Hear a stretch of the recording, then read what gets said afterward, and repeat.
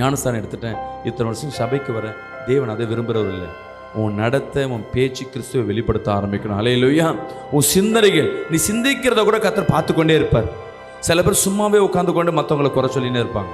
உனக்குன்னு கொடுக்கப்பட்ட உன் பிள்ளை, உனக்குன்னு கொடுக்கப்பட்ட உன் கணவன், மனைவி, உன் குடும்பம், இவங்களை நீங்கள் தான் வளர்க்கணும். விசுவாசிக்கிறாமேன்னு சொல்லுவோமே, பிள்ளையை பெற்று போட்டாச்சு, உன் பிள்ளைக்கு யார் ஃபீஸ் கட்டணும்? நீங்கள் தான். எனக்கு வருமானம் இல்லையே. கர்த்தர் இடத்துல நீ உண்மையா இருந்தா கர்த்தர் உன்னை ஃபீஸ் கட்ட கொடுப்பார். யாரோ ஒருத்தர் உதவியில உன் குடும்பத்தை நடத்துறதுன்னா அது தேவ ஆசீர்வாதம் அல்ல, தேவ சித்தமும் அல்ல. விசுவாசிக்கிறாமேன்னு சொல்லுவோமே.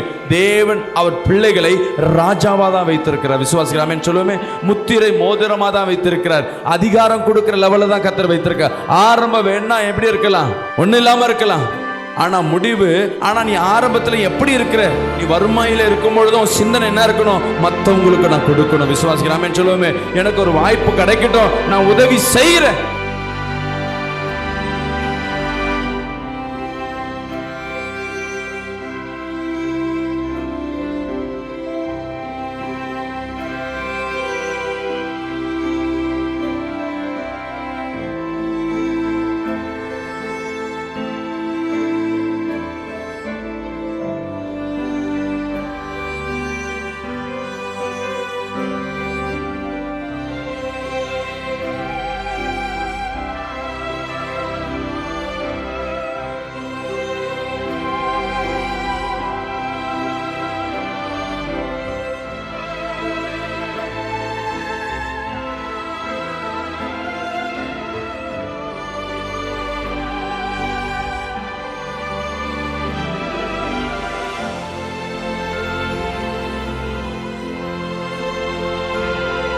இந்த நாள் கர்த்தர் நம்மோடு பேசுகிற வார்த்தை எடுத்து படிப்போம். பிலிப்பியர் 4ஆம் அதிகாரம் 13ஆம் வசனத்தை நாம் வாசிக்க கேட்போம். இயேசு கிறிஸ்துவின்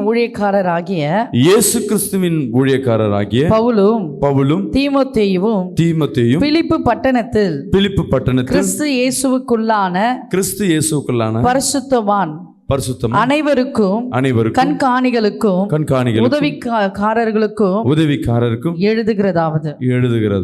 ஆமென். அன்பு பிரியமான ஜனமே,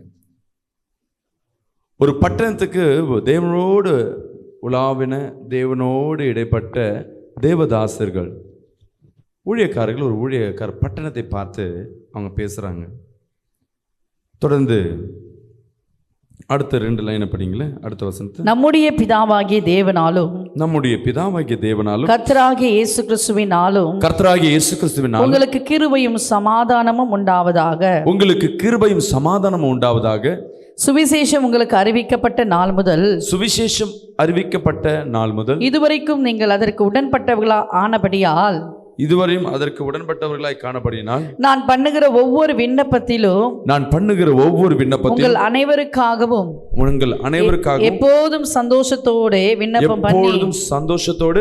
விண்ணப்பம் பண்ணி உங்களின் நற்கிரியை தொடங்கினவர் இயேசு கிறிஸ்துவின் நாள் பரியந்தம் முடிய நடத்தி வருவார் என்று நம்பி நான் உங்களை நினைக்கிற பொழுதெல்லாம் என் தேவனை ஸ்தோத்தரிக்கிறேன். போதுமா? பிலிப்பர் என்ன பண்றாரு? அந்த பட்டணத்துக்காய் ஜெபம் பண்ணுறாங்க. சரி, சீஷர்கள், இன்னைக்கு நம்ம மற்றவர்களுக்காய் நம்ம ஜெபம் பண்ணுகிறோமா? தேவனை சார்ந்து வந்திருக்கிற என் அன்பு சகோதரனே, சகோதரி, அநேக நாட்கள் நம்ம வாழ்க்கையில் மற்றவர்களுக்காய் ஜெபம் பண்ணுறதில்ல. ஒரு சகோதரி ஒரு ஊழியத்தில், எங்கள் ஊழியத்தில் இருக்காங்க. அவங்க எல்லாருக்கும் ஜெபம் பண்ணி கொண்டே இருப்பாங்க. அவங்களுடைய விருப்பம் எப்படின்னா, அநேகருக்கு ஜெபம் பண்ணுறது அவங்க விருப்பமாக இருக்கும். அவங்கக்கிட்ட என்ன பண்ணுவோம், ஒரு விண்ணப்பத்தை கொடுத்துருவோம். அவங்க என்ன பண்ணுவாங்க, ஜெபிச்சுனே இருப்பாங்க. நல்லா சந்தோஷமாக இருக்கும். பரவாயில்லையே, நல்லா ஜெபிக்கிறாங்க, அவங்கள பார்த்தா ரொம்ப பிரியமாக இருக்கும். ஆனால் என்ன நடந்ததுன்னா, ஒரு 2 வருடங்கள் நடந்திருந்தது. 3வது வருடங்கள் இவங்க அவங்க கூடவே சொந்தக்கார் பிள்ளை, இவங்க பார்த்து வளர்ந்த அந்த பிள்ளை சபைக்குள்ளே வருது.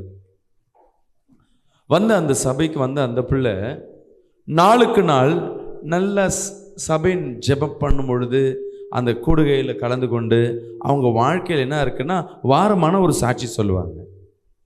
எங்கள் வீட்டில் எப்படி நடந்தது, நான் ஜெபிச்சேன், போன வாரம் நடந்தேன், எங்கள் வீட்டில் இப்படி நடந்தது, நான் இப்படி நல்லா இருக்கேன். அவங்க என்ன ஆயிடுச்சுன்னா நாளுக்கு நாள் வளர்ச்சி அடைய ஆரம்பித்தாங்க. வளர்ச்சின்னா நம்ம வளர்ச்சியை நம்ம எதை பார்ப்போம்னா வருமானத்தில் பார்ப்போம். நான் இப்போ தான் 2 சவரம் செயின் வாங்கி கொடுத்தாரு, இப்போ தான் 1 சவரம் செயின் வாங்கி கொடுத்தாரு, இப்போ தான் புதுசாக நாங்கள் ஏசி வாங்கினோம், இப்போ தான் நான் எங்கள் வீட்டில் வாஷிங் மிஷின் வாங்கினோம். இது சொல்ல சொல்ல இவங்களை கூட்டிகிட்டு வந்த அந்த பழைய விசுவாசிக்கு என்ன ஆயிடுச்சுன்னா ஒரு பொறாமை. அவங்க தான் எப்படிப்பட்டவங்க? நல்லா ஜெபிக்கிறவங்க.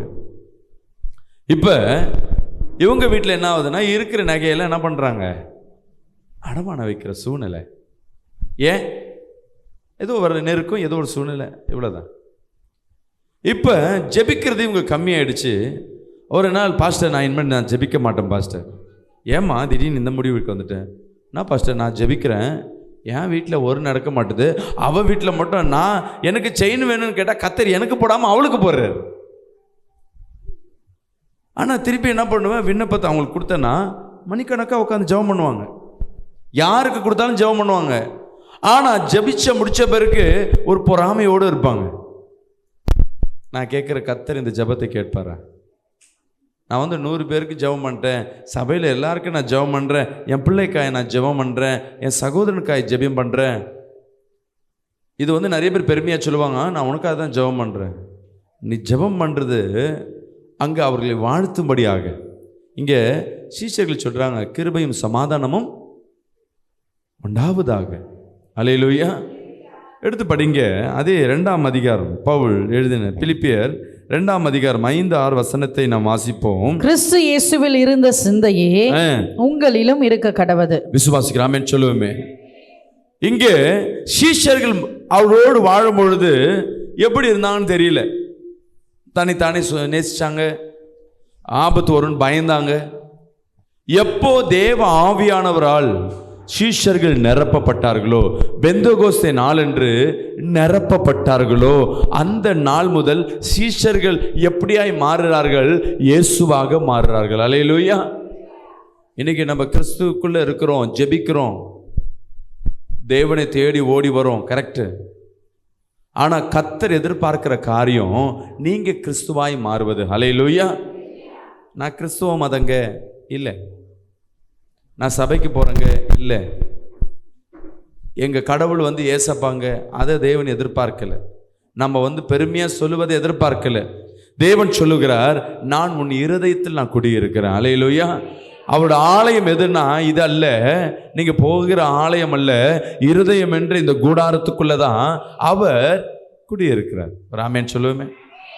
அப்போ இந்த கூடாரத்தில் இருக்கிற தேவன் எப்படியா இருக்கிறார்? இந்த கூடாரத்தில் கோபம் வருது, யாரை பார்த்தாலும் எரிச்சல், யாரை பார்த்தாலும் பொறாமை, கட்டுப்பு. இப்படியே இந்த கூடாரத்துக்குள்ள என்ன இருக்கும் பொழுது உங்களை பார்த்தா என்ன வெளிப்படும்? உண்மையாகவே கோபம் வரும். யாரை பார்த்தாலும் எரிச்சல், கணவன் மேலே எரிச்சல், மனைவி மேலே எரிச்சல், உறவு மேலே எரிச்சல், நண்பன் மேலே எரிச்சல், வேலை சரைவர்கள் மத்தியில் எரிச்சல். உள்ளுக்குள்ளே நிறைய பேருக்கு பார்த்தீங்கன்னா இந்த கூடாரத்துக்குள்ளே எரிச்சல் வந்துடுச்சுன்னா, கோபம் வந்துடுச்சுன்னா, நிறைய பேர் நினைப்பாங்க வீட்டில் மட்டும் கோபம் இல்லை, அவங்க எங்கே போகிறாங்களோ அங்கே கோபப்படுவாங்க. வீட்டில் தன் மனைவியை சிநேகிக்காதவங்க, கணவனை சிநேகிக்காதவங்க வெளியே போனாலும் நேசிக்க மாட்டாங்க. அங்கே நேசிக்கிறது போல இருக்கும், அதெல்லாம் நடிப்பாக தான் இருக்கும். அல்லேலூயா. வேலை ஸ்தலத்தில் உன் கூட வேலை செய்கிறவங்க, பிஸ்னஸில் இருக்கிறவங்க, அக்கம் பக்கம் உறவுகளை நீ நேசிக்கவே மாட்ட, குடும்பத்தில் நீ சிநேகம் இல்லாதவன். ஏன்னா இந்த இடம் எப்படி இருக்குது? எரிச்சல் உள்ளதாய், கசப்புள்ளதாய் இங்கே காணப்பட சில இடத்துல சில பேர் சொல்லுவாங்க வெளியே போனால் நல்லா இருக்காங்க, நல்லா இருக்கிற மாதிரி தெரியும், ஆனால் அங்கே எரிச்சலோடு தான் அவங்களோடு காணப்படுவாங்க. அல்லேலூயா. குடும்ப உறவுகள் அட்ஜஸ்ட் பண்ணிப்பாங்க. சில நேரங்களில் உன்கிட்ட ஏதோ ஒரு காரியம் மற்றவர்களுக்கு தேவை இருக்குன்னா உன் கோபங்கள் எல்லாம் அட்ஜஸ்ட் பண்ணிப்பாங்க, உன் கடுமையாக நீ பேசுகிறதெல்லாம் அட்ஜஸ்ட் பண்ணிப்பாங்க. சில நேரங்களில் நீ என்ன சொன்னாங்களும் கம்முன்னு இருப்பாங்க. ஏன்னா உன்கிட்ட ஏதோ ஒன்று இருக்குது, உன்கிட்ட இருக்கிறது அவங்களுக்கு கிடைக்காது, ஒன்றை யூஸ் இல்லைன்னு நினச்சிட்டாங்கன்னா சின்ன பேசுறது கூட பெரிய இஷ்யூவாய் மாறும். அல்லேலூயா. சில கணவன் மனைவியெல்லாம் பார்த்தீங்கன்னா அட்ஜஸ்ட் பண்ணி நல்லா இருப்பாங்க. எப்போ பிரிவினை இருக்குன்னா அங்கே கணவன்கிட்டேருந்து ஒன்றும் கிடைக்காதுன்னு முடிவாயிடுச்சுன்னா கணவன் பேசுகிறதெல்லாம் குத்தமாக மாறிடும். ஆமாவா இல்லையா? மனைவி கிட்ட இருந்து ஒன்றும் கிடைக்காதுன்னா மனைவி எது செய்யறதா இருந்தாலும் குத்தமாக மாறிடும். ஏன் இந்த இடத்துல யார் இருக்கா? ஏசப்பாவா? எரிச்சல், கோபம். அல்லேலூயா. அப்போ சில பேர் சொல்லுவாங்க அவங்க மேலே மட்டும் அன்பு காட்டுறாங்க, அதெல்லாம் நடிப்பு. மனுஷனால் என்ன பண்ண முடியாது? ரெண்டு இடத்துல வாழ முடியாது, தெரிஞ்சுக்கங்க. ஒரு இடத்துல உண்மையாக, ஒரு இடத்துல நடிக்கிறது போல் மற்றவங்களுக்கு பார்த்தா தெரியும். ஆனால் உண்மை பார்த்தீங்கன்னா ஒரு இடத்துல நடிக்கிறாங்க, ஒரு இடத்துல ரியலாக இருக்காங்க. அல்லேலூயா. அநேக நேரங்களில் தன் குடும்பத்தில் மட்டும்தான் அவர்கள் உண்மையான ரூபத்தில் இருப்பாங்க. அதனால தான் தேவன் சொல்லுவார், சில ஊழியக்காரர்கள் பேசுகிறது, ட்ரெஸ் எல்லாம் இந்த மாதிரி நல்லா போட்டிருந்தா இவர் நல்ல ஊழியக்காரர்கள் நினச்சிட்டு ஃபாலோ பண்ணுவாங்க. இப்போ நாங்கள் பேசுகிறத பார்த்து, நாங்கள் ஜெபிக்கிறத பார்த்துட்டு என்ன பண்ணுவீங்க? எங்களை கடவுளாக பார்த்துட்டு பின்தொடர ஆரம்பிப்பாங்க. அதனால் கர்த்தர் சொல்லுகிறாரு, அவர்களை பார்த்து என்ன பண்ணாத, ஏமாறாதீங்க. அவர்கள் கனிகளை பார்த்து என்ன பண்ணுங்க? அவரை ஃபாலோ பண்ணுங்க, அவங்கள பின்தொடருங்க. அவங்க கனினா என்ன? வீட்டில் பழகிற பழக்கம். அல்லேலூயா. விசுவாசிக்கிறாமேன்னு சொல்லுவோமே. தன் சொந்த குடும்பத்தையும் சிநேகிக்கல, தன் சொந்த குடும்பத்திலே வழி நடத்தாதவங்க மற்றவர்களுக்கு ஆலோசனை கொடுக்கறது எப்படி கரெக்டாக இருக்கும்? அல்லேலூயா. அப்போ தான் தேவன் சொல்கிறார், நம்மளுக்கு தேவன் எல்லாத்தையும் சொல்லி கொடுக்குறாரு, எப்படி நம்ம நடக்கணும், எப்படி வாழணும்னு. ஆமேன். அல்லேலூயா. ஆமேன். அன்பு பிரியமான ஜனமே, இந்த இருதயத்தில் நீ எதை வைக்கிறியோ அதுவாகவே மாறுகிற. அல்லேலூயா. சில நேரத்தில் இந்த இருதயத்தை சிரிப்பாகவே இருந்துச்சு பாரு, சந்தோஷமாக இருக்கணும். ஒன்று தேவையானது அன்றைக்கி கிடச்சிருச்சுன்னு வச்சுக்கிங்களேன். ஏதோ நினச்சில காத்திருந்த வேலை ரொம்ப நாளாக வெயிட் பண்ணியிருந்தால் அந்த வேலை கிடச்சிடுச்சு, பணம் வர வேண்டியது கிடச்சிடுச்சு, இல்லை உன் உறவுகள் மத்தியில் ஏதோ சந்தோஷமான நிகழ்ச்சி நடக்கும்போது இருதயம் முழுவதும் எப்படி இருக்கும்? மகிழ்ச்சியாக இருக்கும். நீ பேசுகிற இடமும் மகிழ்ச்சியாக இருக்கும், நீ இருக்கிற இடமும் மகிழ்ச்சியாக இருக்கும், உன்னை பார்க்குறவங்களும் மகிழ்ச்சியாக இருப்பாங்க. என் பிள்ளைங்க அடிக்கடி என்ன பண்ணுவாங்க, நான் கோபத்தில் இருப்பேன், என் பையனும் பொண்ணும் டிஸ்கஸ் பண்ணிப்பாங்க, அப்பா இப்போ நல்ல மூடில் இருக்காரா இல்லையா. சிரிக்கிறாருன்னா ஏதாவது வந்து சொல்லுவாங்க, தேவையை கேட்பாங்க. நான் சிரிக்காமல் கடுகடுன்னு இருக்கிறேன்னா என்கிட்ட என்ன பண்ண மாட்டாங்க, என் பக்கத்துலேயே வர மாட்டாங்க. ஏதோ வந்தாலும் அம்மாட்ட சொல்லுவாங்க, அம்மா அப்பா டென்ஷனாக இருக்கார், இந்த டைம் நான் ஏதாவது சொன்னேன்னா டென்ஷன் ஆகிடுவார். ஏன்? இருதயத்தில் இப்போ எனக்கு எப்போ சந்தோஷம் இருக்குன்னா, ஏதோ என் தேவைகளோ இல்லை எனக்கு விருப்பமான காரியங்கள் ஒன்று நடந்துட்டு இருக்குன்னா நான் இருதயத்தில் என்னத்தை எடுத்துகிட்டு வந்து வைப்பேன்? சந்தோஷத்தை வைப்பேன். சந்தோஷம் இருதயத்தில் இருந்தால் போகிற இடமெல்லாம் சந்தோஷமாக மாறும். அல்லேலூயா. இந்த இருதயத்தில் திருட்டுத்தனம் வச்சுருந்தேன்னா எப்படி இருக்கும்? பொய் சொல்லணும், ஒரு குடும்பத்தை கெடுக்கணும், இல்லை ஏமாற்றணும் அப்படின்னு என் இருதயத்தில் இங்கே நான் திருட்டுத்தனத்தை வச்சிருக்கிறேன்னா நினச்சிட்டேன்னா போதும், என் செயல்பாடுகள் எல்லாமே திருட்டுத்தனமாக தான் மாறும். அல்லேலூயா. பொய் சொல்கிறதா இருக்கும், ஒருத்தரை ஏமாத்துறதா இருக்கும், துணிகரமாக சில காரியங்களை செய்வோம். உண்மை தானே? அப்போது இந்த இருதயம்தான் முக்கியமான பார்ட்டு. விசுவாசிக்கிறாமேன்னு சொல்லுவேன். அல்லேலூயா. இந்த இருதயமும் இந்த மூளையும் ஒரு மனமாய் செயல்படும் பொழுது தான் ஒரு மனிதனை என்ன பண்ணுவோம்? விசேஷ மனிதனாய் மாற்றோம். விசுவாசிக்கிறாமேன்னு சொல்லுவேன். அல்லேலூயா. இந்த இருதயத்துக்குள்ள நீ என்னவாய் வைத்திருக்கிற? இயேசுவை ஏற்றுக்கொள்ளுகிற என் அன்பு ஜனமே, நம்ம அநேக நேரம் கவலையை வச்சிருந்தீங்கன்னா, கவலையோடு இருக்கன்னா நீ பார்க்கறது பேசுறது எல்லாமே கவலையாக தான் மாறும். நம்பிச்சிங்க. சூழ்நிலையெல்லாம் கவலை போல தான் நடந்திருக்கும். கவனிங்க, சூழ்நிலை எப்படி தான் இருந்திருக்கும்? கவலைக்கு உண்டான காரியம் தான் நடந்திருக்கும். ஒரு இழப்புகள் இருக்கும், ஒரு தோல்வி இருக்கும், இல்லை ஏமாற்றுதல் இருக்கும். இதெல்லாம் சூழ்நிலை. இவைகள் உன் இருதயத்தை சேதப்படுத்தாது, உன் வாழ்க்கையை ஒன்றும் மாற்றாது. இந்த கவலைகள் உன் இருதயத்துக்கு வரும்பொழுதுதான் உன் செயல்பாடுகளும் கவலையாய் மாறும். அல்லேலூயா. விசுவாசிக்கலாமேன்னு சொல்லுவோமே. அதனால தேவன் என்ன பண்றாரு? ஒரு மனிதன் என்ன பண்ணார்? தலையை முகத்தை எல்லாத்திலையும் குடியிருத்த பார்த்தாரு, முடியல. கடைசியா உன் இருதயத்தில் நான் குடியிருக்கிற. விசுவாசிக்கலாமேன்னு சொல்லுவோமே. உன் இருதயத்தில் சாவு இடம்தான். நீ துக்கம் வேணுமோ சந்தோஷம் வேணுமோன்றது நீங்க டிசைட் பண்ணும். அல்லேலூயா. விசுவாசிக்கலாமேன்னு சொல்லுவோமே. உன் வீடு முழுவதும் கடனாக தான் இருக்கும். உன்னை சுற்றி இருக்கிறவங்க வேலை இல்லாமல் தான் இருப்பாங்க. உன்னை சுற்றி இருக்கிறவங்க வருமானம் இல்லாமல் இருப்பாங்க. உன்னை சுற்றி இருக்கிறவங்களுக்கு காற்று இல்லாமல் இருக்கலாம், வெயில் வாதனையில் இருக்கலாம். உன்னை சுற்றி இருக்கிறவங்க பிரச்சனையோட மத்தியில் தான் இருக்கலாம். அநேகருக்கு வருமான பிரச்சனையாக இருக்கலாம். அநேக குடும்பங்களில் சமாதானம் இழந்து போயிருக்கலாம். உன் குடும்பத்தில் கூட நடந்திருக்கலாம். ஆனால் நீ எடுக்கிற முடிவு தான் அன்னைக்கு உன் இருதயத்தில் நீ எதை கொண்டு வரையோ அதுவாகவே மாறு. அல்லேலூயா. அந்த பிரச்சனை எனக்கு தான் சொல்லிட்டு நீ துக்கப்பட்டினா உன்னை சார்ந்து உன்னை பார்க்கிறவர்களும் துக்கப்படுவார்கள். இந்த இருதயத்தில் நீ எதை கொண்டு வர. ஆனால் நான் சொல்கிறேன், நீ சாவில் போய் சிரிச்சு கொண்டு இரு நான் சொல்லலை. ஒரு எக்ஸாம்பிள் தான் சொல்கிறேன். கடன் பிரச்சனை இருக்குது, இன்னும் வேலையும் இல்லை, என்ன செய்யுது? குடும்பத்தில் பிரிவினை, நான் என்ன செய்யுது? இதுதான் உண்மைதான் சூழ்நிலை. அந்த சூழ்நிலை தான் நீ இருப்ப. ஆனால் அந்த சூழ்நிலையில் உனக்குள்ள தேவன் இருக்கிறார்னா அந்த சூழ்நிலை மாறி போகும். ஹல்லேலூயா. அந்த சூழ்நிலையை உன் இருதயத்தை கொண்டு வராத, அந்த வியாதியை உன் இருதயத்தில் கொண்டு வராத. யாரோ உன்னை திட்டுறாங்கன்னா அந்த வார்த்தையை உனக்குள்ள கொண்டு வராத. ஹல்லேலூயா. அவங்க திட்டிட்டு போட்டோம், நான் என்ன செய்யணும்? அவங்க என்ன வெறுக்கிறாங்க, பரவாயில்லை, நான் என்ன செய்யணும்? சில நேரங்களில் உன் ஓட்டத்தை ஓடிக்கொண்டே இருப்ப. திடீர்னு கணவனை திட்டுவார், அன்னைக்கு செய்கிற வேலையை நிறுத்திடுவீங்க. மனைவி திட்டுவாங்க, அன்றைக்கி செய்கிற வேலையை நிறுத்திடுவேன். ஏன்னா அந்த கோவம் உனக்குள்ள, ஏம்மா அவர் ரொம்ப திட்டாருங்க, என்னால் முடியல, அந்த துக்கத்திலே இருக்க. துக்கத்திலே இருக்கிறதுக்காக திட்டல. யார் என்ன திட்டினாலும் சரி, யார் என்ன உன்னை தள்ளி வச்சாலும் சரி, உன் இருதயத்தில் அதை கொண்டு வந்தாதான் அது உனக்கு தடையாய் போய் வரும். ஹல்லேலூயா. இன்னைக்கு கர்த்தர் பவுல் சொல்லுகிறார், மீண்டும் அந்த வசனத்தை படிங்க. கிறிஸ்து இயேசுவில் இருந்த சிந்தையே, கிறிஸ்து இயேசுவில் இருக்கிற சிந்தையே உங்களிலும் இருக்க கடவது. ஹல்லேலூயா. ஏன் இயேசு கிறிஸ்து உனக்குள்ள இருக்கிறார். இங்க ஃபர்ஸ்ட் காரியம் பேசுனேன். என்ன காரியம்னா, ஃபர்ஸ்ட் தேவன் என்ன பண்றாரு?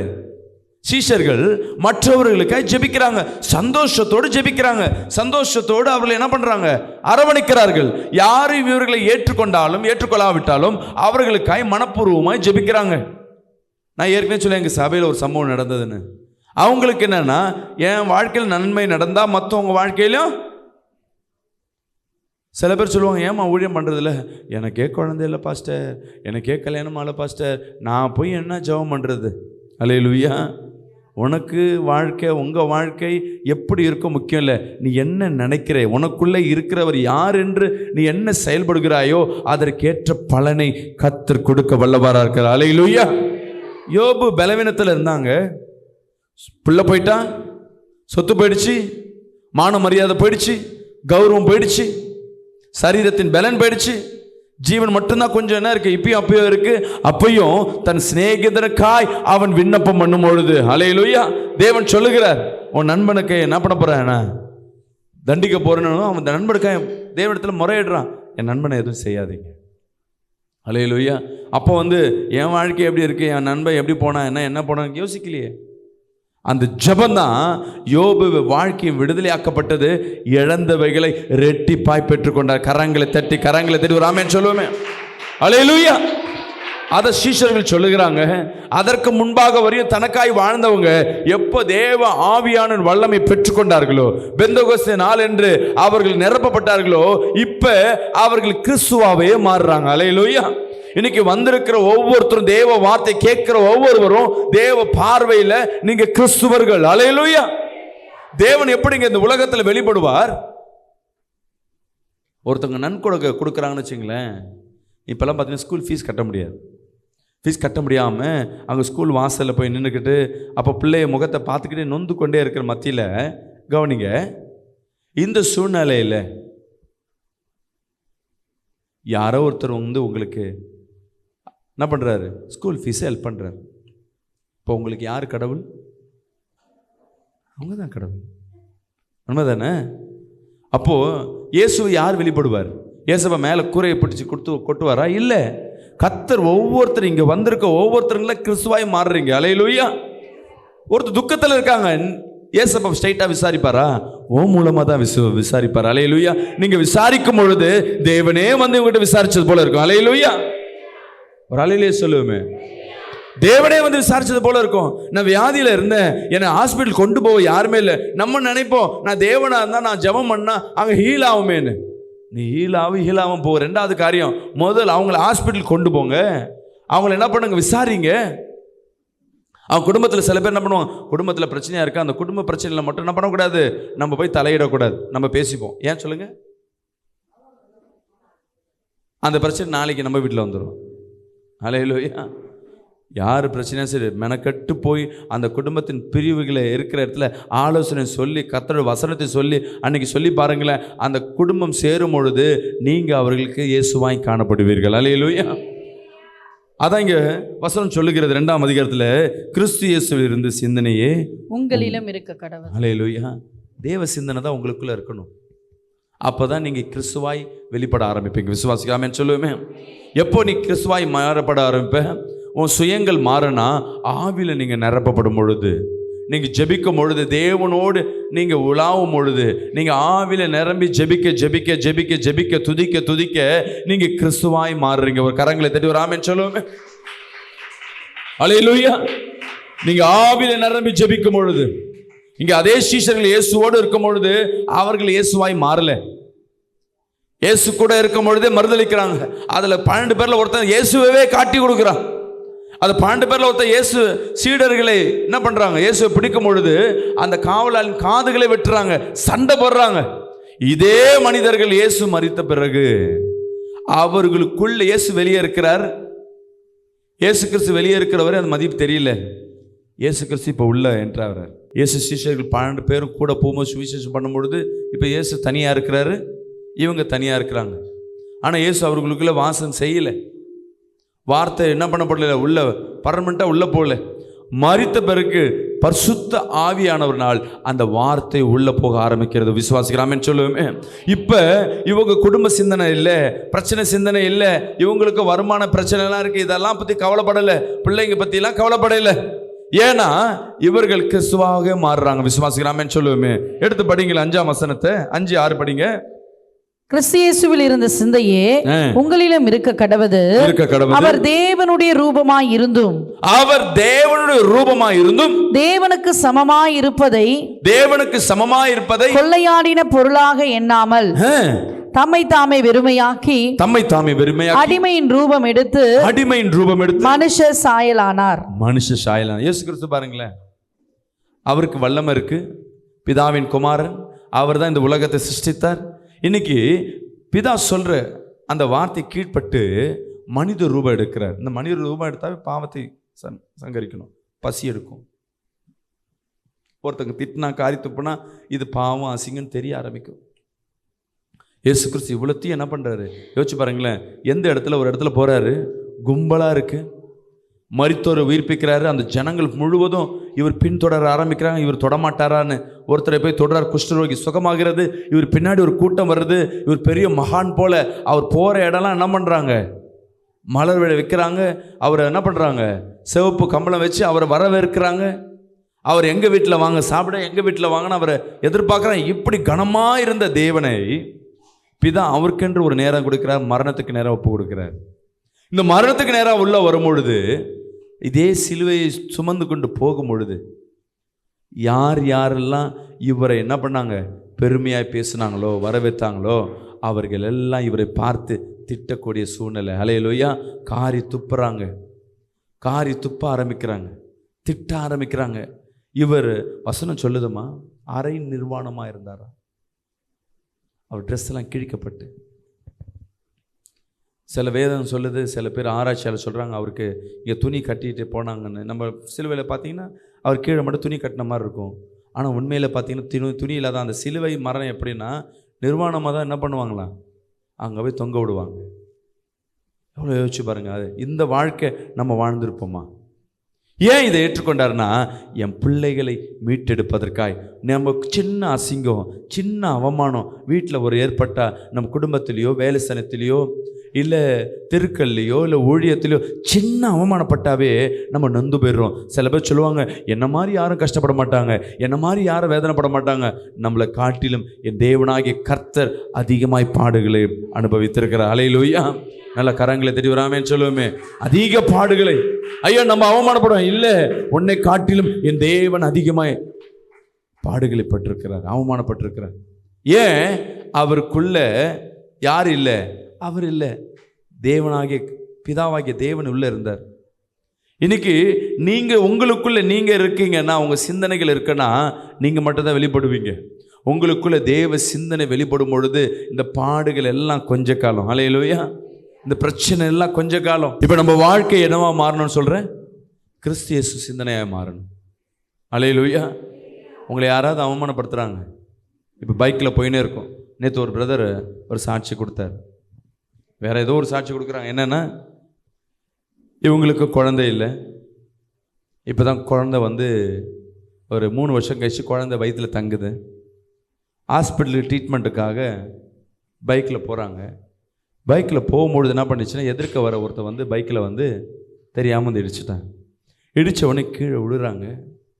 விழுந்த உடனே அந்த சகோதரர் என்ன பண்ணுறாரு, மனைவிக்கு இந்த மாதிரி ஆயிடுச்சு, இவ்வளோ வருஷமாக காத்திருந்த இவன் வந்து இப்படி அடிச்சிட்டான்னு அவனை போட்டு அடிக்கிறாங்க. அடித்தவன் என்ன பண்ணுறான், அடித்த உடனே அடி வாங்கின என்ன பண்ணுறாருன்னா, அந்த இடத்துல முழங்காலிட்டு, ஏசப்பா நான் தெரியாமல் வந்து இடிச்சிட்டேன், அந்த சகோதரிக்கும் உள்ளே இருக்க குழந்தைக்கு எதுவும் நடக்கூடாதுன்னு அடித்தவனுக்கு ஒரு நிமிஷம் கை கஷ்டப்பட ஆரம்பிச்சிட்டார். ஐயோ என்னடா இந்த ஆளை அடிக்கிறேன், தெரியாமல் அடிச்சிட்டேன், நான் ஏதாவது பண்ணுன்னு சொல்லுவான் இல்லை திட்டுவான்னு பார்த்தானா, அவன் வந்து முழங்கால் போட்டு ஏன் எனக்காக என் பிள்ளைக்காகவும் என் மனைவிக்காக ஜெபம் பண்ணுறான்னு, நான் தப்பு பண்ணிட்டேனோ அப்படின்னு யோசிக்க ஆரம்பிக்கிறேன். அல்லேலூயா. ஒரு நிமிஷம் தப்பு பண்ணிட்டேனோ யோசிக்கிறாரு. அவள் பார்த்துட்டு, ஏன் பிரதர் அடித்து இன்னும் கோவம் வராமல், ஏன் பிரதர் இப்படி பண்ணிட்டீங்க, நாங்கள் கஷ்டப்பட்டு இப்போ தான் ஹாஸ்பிட்டல் போயிருக்கோன்னு. அதுக்கு அந்த பிரதர் சொல்ல, எனக்கும் குழந்தை இல்லை, ஒரு குழந்தை இல்லாத கஷ்டம் எனக்கு தெரியும், நான் தெரியாமல் அடிச்சுட்டு அதுக்கு தான் என்னை மன்னிச்சுக்குங்க. அல்லேலூயா. இங்கே கிறிஸ்து குணம் யார்கிட்ட இருக்கு? இடித்தவரா? நம்மளாம் என்ன பண்ணுவோன்னா, நெருக்கத்தில் இருக்க இந்த டைம் யாரை இடிச்சிருந்தா உடனே என்ன பண்ணுவோம், கண்டிப்பாக திட்டுவோம், அவர் செஞ்சது கரெக்டு தான். இந்த டைமில் நான் செஞ்சது தப்பாக ரைட்டாக கூட என்ன பண்ண முடியல, யோசிக்க முடியாது, அந்த கோபம். ஆனால் அந்த நம்பர் பாருங்க, இடித்தவருக்கு தெரியாமல் இடிச்சிட்டுன்னு தெரியுது, என்னை அடிக்கும் பொழுது ஒன்று ஓடி போயிருக்கணும், இல்லை பதிலுக்கு திட்டிருக்கணும், ஏதாவது பண்ணியிருக்கணும்.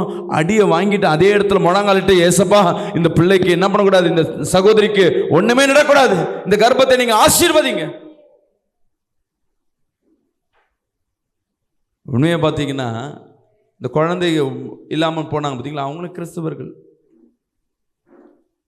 2 பேரும் கிறிஸ்துவர்கள்.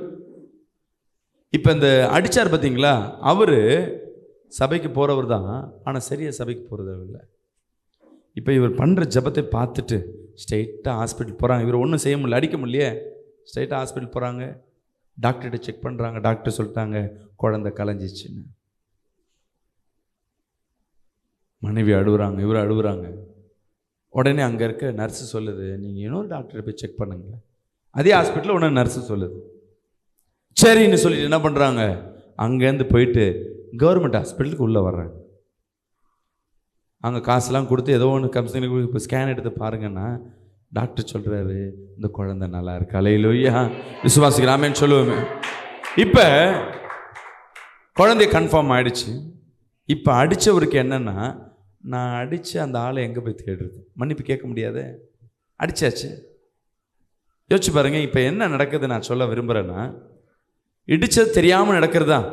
ஒருத்தங்க தப்பு நம்ம பண்ணிட்டோம், நம்மள மேலே பழி போடுறாங்க, அடிக்கிறாங்க, எதுவும் செய்கிறாங்க. இந்த இடத்துல நான் அவமானப்படுறேன், முதல்ல அசிங்கப்படுறேன், வேதனைப்படுறேன். இந்த இடத்துல வந்து நான் முழங்காலத்தில் நான் வீட்டில் கூட போய் ஜெபம் பண்ணியிருக்கலாம், இல்லை, அந்த இடத்துல அந்த சகோதரன் இயேசுவாய் வெளிப்பட ஆரம்பித்தார். அல்லேலூயா. அவர் ஒரு ஊழியக்காரர் கிடையாது, அவர் பெரிய ஜெபிக்கிறார் இல்லை, ஒரு சபைக்கு போகிற ஒரு சாதா. அவருக்கு என்னன்னா, நானே குழந்தை இல்லாமல் கஷ்டப்படுறேன், இன்னொருத்தர் வாழ்க்கையில் குழந்தை வராதபடி நான் என்ன பண்ணிட்டேன், ஒரு தடையா இருந்துட்டேனே. அல்லேலூயா. கரெக்டுங்களா? இவர் இயேசுவாய் வெளிப்பட்டதுனால இந்த சகோதரி எப்பயாவது இடத்த சபைக்கு போவார், அந்த சகோதரி மட்டும் சர்ச்சைக்கு போவாங்க. இந்த குழந்தை கன்ஃபார்ம் ஆன உடனே அவருக்குள்ளே அந்த டெய்லி அந்த சகோதரி நினைக்க, தெரியாமல் அடிச்சிட்டேனே, ரத்தம் வர மாதிரி அடிச்சிட்டேனே. இவர் இப்போ உண்மையாகவே கிறிஸ்துவை ஏற்றுக்கொள்ள ஆரம்பிச்சிட்டார். அல்லேலூயா. மனைவி மட்டும்தான் போயிட்டு இருந்தாங்க, இவர் வெறும் பிக்கப் ட்ராப் பண்ணவர். இப்போ இவரும் சபைக்குள்ளே நுழைய ஆரம்பிச்சு. ஏன்னா இவர் கிறிஸ்துவாய் மாறினது நிமித்தமாக. விசுவாசிக்கலாமேன்னு சொல்லுவோமே. இந்த சகோதரன் நான் தெரியாமல் அடிச்சிட்டங்க போயிருக்கலாம், இல்லை வெளியே போய் ஜெபம் பண்ணியிருக்கலாம், அந்த டைமை இவருக்கு வாக்குவாதம் பண்ணியிருக்கலாம். நீ தான் வந்த, நிறைய பேர் என்ன சொல்லுவான், நீ தான் இப்படி வந்த, நான் தான் இப்படி வந்த, வேணுன்ட்டு யாரும் போய் இடிச்சிக்க மாட்டாங்க. ஏதோ அவங்க டைரக்ஷன் தெரியாமல் தான் நம்ம போய் இடிச்சிருப்போம். இவர் அதை சொல்லாமல் முழங்கால் போட்டு ஜெபிச்சது ஒரு மனிதனை மாற்றி இருக்குன்னா, ஏன்னா அவர் கிறிஸ்துவாய் மாறினார். இன்னைக்கு அநேக நேரங்களில் கணவன் மனைவி சண்டை வரும் மத்தியில், மனைவியானவர் என்னைக்காவது வரும், நீ அமைதி காத்துப்பாரு, நீ உனக்குள்ள கிறிஸ்து இருக்கிற, ஒன்றும் இல்லை, இந்த இடம் கிறிஸ்து இருக்கிறன்னு நினச்சிங்க. என்ன சகோதரியே, முதல் பிரச்சனை வர்றது சின்ன பிரச்சனை பெருசாக மாறுறது. உன் வீட்டுக்குள்ளே மட்டும் இருக்க பிரச்சனையை தெரு ஃபுல்லாக போகிறதுக்கு காரணம் எங்கேருந்து ஆரம்பிக்கும்னா சகோதரியால் தான் ஆரம்பிக்கும். அல்லேலூயா. முதல் சகோதரியானவங்க உங்கள் இருதயத்தில் யார் இருக்கிறா? உன் கணவனா, உன் பிள்ளையா, இல்லை உன் பெற்றோரா, இல்லை ஏசப்பாவா? ஏசப்பான்னு மட்டும் ஒரு ஆமேன்னு சொல்லுவேமே, எல்லாம் போய் சொல்கிறீங்க. அல்லேலூயா. எனக்குள்ளே இயேசு கிறிஸ்து இருக்கிறாருன்னா உங்கள் கணவர் காசு கொடுக்கலன்னு என்ன பண்ணக்கூடாது? ஒரு சகோதரிகிட்ட போன வாரம் 2 நாளுக்கு போன அமாவாசை எப்போ ஜெபம் பண்ணும்போது ஒரு வார்த்தை சொன்னேன். உன் கணவனுக்கு வேலைக்கு போகலையா, அவங்க கிட்ட போய் என்ன பண்ணாத, சண்டை போட்டுனே நிற்காத. குடும்ப பொறுப்பு வரலன்னு சொல்லி அவன்கிட்ட போய் நச்சரிச்சு என்ன பண்ணுற, ஏன் பண்ணுற, ஏன் போலன்னா உன் மேலே பாசம் வராது, உன்னை பார்த்தாவே வெறுப்பு தான் வரும். நீ என்ன பண்ணு, தேவ சமூகத்தில் போய் முழங்கால் போட்டு ஜெபம் பண்ணு. உன் கணவனை அழகாக தூக்கின்னு போய் என்ன பண்ண, ஒரு வேலையில் வகிப்பார். சொல்லி முடிச்சுட்டு ப்ரேயர் முடித்த பிறகு கீழே இருக்கணும் ஒரு சகோதரி வெயிட் பண்ணிக்குது.